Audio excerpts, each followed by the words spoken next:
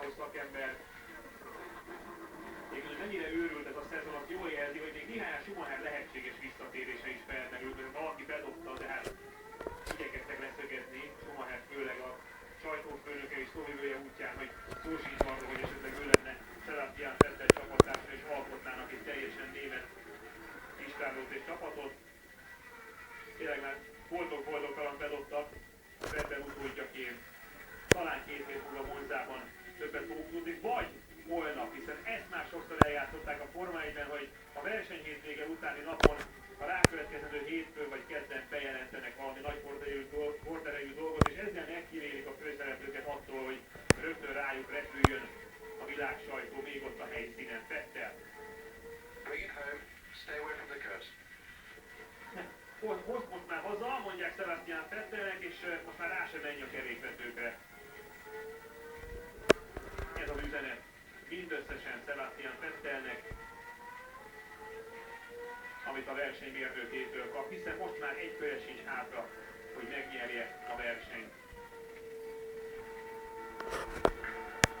Räikkönen ugye 4-szer nyert korábban Spában, de ma nem volt erre esélye, azonban továbbra is a jelenlegi mezőnyből ő a legjobb itt Belgiumban.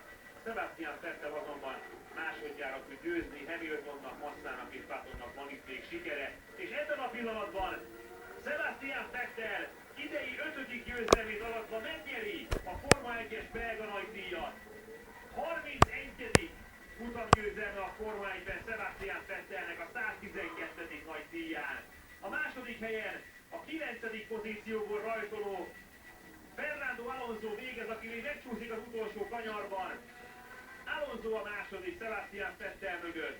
A harmadik helyre pedig Lewis Hamilton hozza be a Mercedes. Mögötte a csapattársa Nico Rosberger, Vettel ott jön az 5. helyen, ő is megkapja a kockáztatót, és a tapsot a kézben nem lezavarjon meg senki, mert hogy Vettel után Jenson Button tintik le 6-ként, ez mindenképpen szép eredmény. Itt pedig a győztes Sebastian Vettel 31. győzelmével egyenlít az örök ranglistán Nigel Mansell, ugyanennyi győzelmet aratott a Forma 1-ben pályafutása során. Volt versenyben bejön 5-nek Sebastian Vettel, tehát a 31. Grand Prix sikerrel. Vettel a győztes Belgiumban, Alonso a második, és Hamilton a harmadik. És az összetetlen Sebastian Vettelnek már 197 pontja van, Alonso fejét a második helyre, de csak 151 ponttal.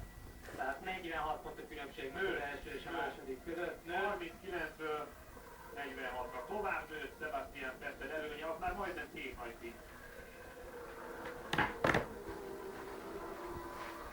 Miközben 8 verseny van még hátra.